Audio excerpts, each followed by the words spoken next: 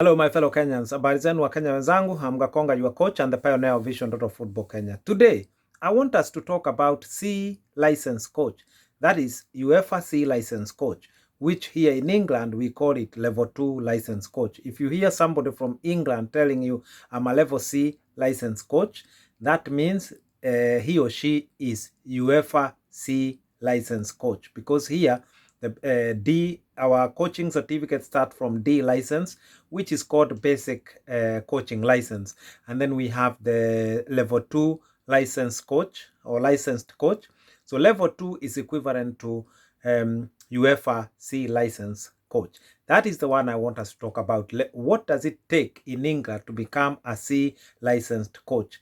Now, the journey of becoming a level C UEFA license coach or level 2 England coach is a very interesting journey, and it can take anything from 6 months to 1 year. 6 months, I think it will be the minimum that you require to become a level C license coach or level 2 license coach. Let me use what we use in England, which is level 2 license coach. Number one to understand is this: there are 3 phases into level 2 license coach. So we normally do phase 1, phase 2, phase 3. Now phase 1 involves being in a class, yani mnakuwa darasani na mwalimu from 9 till 5 o'clock every day for 4 days. That is called that's the phase 1. So you do class work in the morning, and then in the afternoon you do sessions outside the field. It is so it entails inside classwork and outside field work, where you go and do the technical training.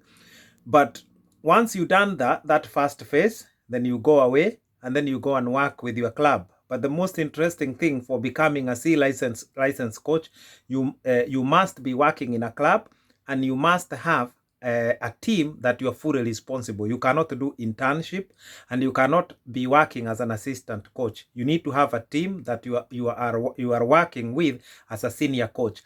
And the key thing for this is that when you are working as a senior coach, you are going to get involved a lot, and you're not going to be taking instructions from anywhere else. So it is going to give you full learning, full involvement with your team, because the journey of becoming a C license coach is really for it to make you fully responsible for a team. And especially if you're coaching the youth, there are other things that you're going to study along the course. But like I said, the first, which is called phase 1, it has 4 days of classwork. So you do 9 up to 8 o'clock, actually 8 until 12 you are in the class. Then you have half an hour break, and then from there onward up to 5 o'clock you do outfield work, where you are building training training session, and then delivering your session using your fellow coaches as the players. They take they take part in your session. So when I did during my C license coach, we were about 25 of us. So there you have enough to make a team. So every one of us has to do a coaching session. So you learn a lot through the other coaches, because they are all doing a training session, and then they are delivering the session using the other learners as the players. So it's key.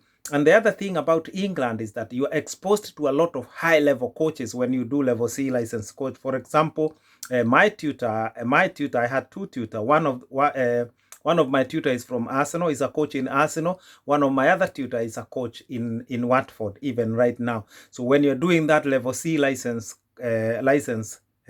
coach, level C license or level 2 license here in England, you get exposed to very good coaches, and coaches who are in the trade at that moment in time. So you tend to receive very, very good information. And actually, I would love to thank the Arsenal coach and the Watford coach, because for me, these two coaches, tutors, they are very key. They were very key to expose us to this C license coach. So there we are. Now we are on to day 4 of the phase 1. When you finish the day 4, then you go back to your team, you start training, you continue training with your team, and then you arrange something which is called in situ visit. In situ visit is when the tutor visits you in your club, and he comes and attend one of your session and see how you are delivering a session after doing 4 days of Coach C license in the school. Now they visit you to see how you work in your club and how you deliver your session, how you prepare your session, how well prepared are you, how do you deal with the youth, how do you deal with the behaviors of the youth, how is your timing, and how is your, how are you talking to the youth, what kind of intervention you use when you are coaching, because there are different type of intervention when you are coaching. Some of them, like the one I see a lot in Kenya, is called command coaching, where you have a coach shouting all over like an army general. That is called command intervention. It is a style of coaching that is called command. Then you have another style of coaching which is called trial and error, which you just give the players what to do and then you watch them along while they are doing it. That is called trial and error type of coaching. Then you have another type of coaching which is called guided learning. That is when you demonstrate to the student what you to your players what you want to do, and then they go and execute the skill. When you're in a session, you do different part of the session, and then they deliver. So it involves demonstration, and then the students come and do what you want them to do. Let me call them players at this point. These are your players. So these are different type of intervention or different style of coaching, and each style can suit a different moment or a different team, also depending with the age. When you think about it, when you're working with the young children, perhaps you don't need to use the command style a lot. You need to use more of guided learning, because you show them what to do, then they go and do the skill, then they come back to you, you blow the whistle, the children come, then you talk together, you show them another skill to do, and then they go and do it. So we go through a lot. After these 4 days, my friend, we are down to work, hands-on. You are in your club, you're training, the tutor visits you there, and when they visit you, my friend, they don't talk to you, they just stay along the touchline and they watch you coach. But they're very nice, they're very friendly, the tutors. There is almost like is your pal, actually. They're very good. But what they want to do is not to disturb you while you're doing your coaching. They'll stand there for an hour and a half and doing all their stuff, marking what you're doing. And then they come with another machine, which is called a ball rolling machine. This is key, because in England, we believe as a coach, during one of your sessions, you should have 70% of the time should be used in ball rolling. That is the minimum you should aim to achieve. That at least if you have 100 minutes, at least no less than 70 minutes should be used when the ball is 70% of the time should be used by ball rolling. That means that the players are playing, the players are training, not too much talking, and then you keep calling them, you keep punishing them, you keep doing that. Students don't learn well. So at least 80 is good percentage of ball rolling time. Minimum is 70. If you do not get 70% of ball rolling time in England as a C license coach, you are going to fail. So you need to tailor your session, that you talk for just 1 minute, you tell the players what to do, they go and do the skill using the ball. You call them again if you see something wrong is happening, you talk to them, they go. So talking 1 minute, go, talking 1 minute, go. You must achieve at least a minimum of 70% ball rolling. And the tutors are very clever. They don't tell you about this. They just have a machine that actually measures how long has the ball been rolling for the time you have been coaching. And then they check your session plan, how you arranged your session plan, how you planned your session, how much time is allowed for the boys to go and drink some water, and all of that. Small breaks, they are good, especially for the young ones, because you don't want to get into behavioral problem and players fighting. So this, we are still after the 4 days, my friend. After phase 1 of 4 days, that is where we are. And then after that, once you have had a visit, in situ visit, where you have visited, working in the field with your team, then is now time to go back to school again for phase 2.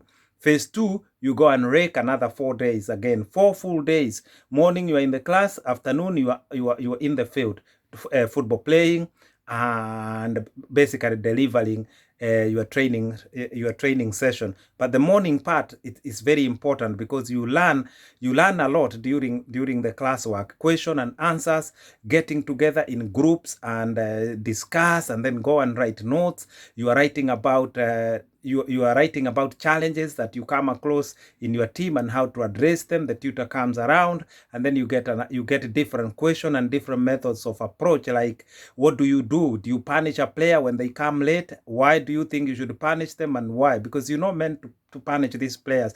There are different intervention methods that we learn.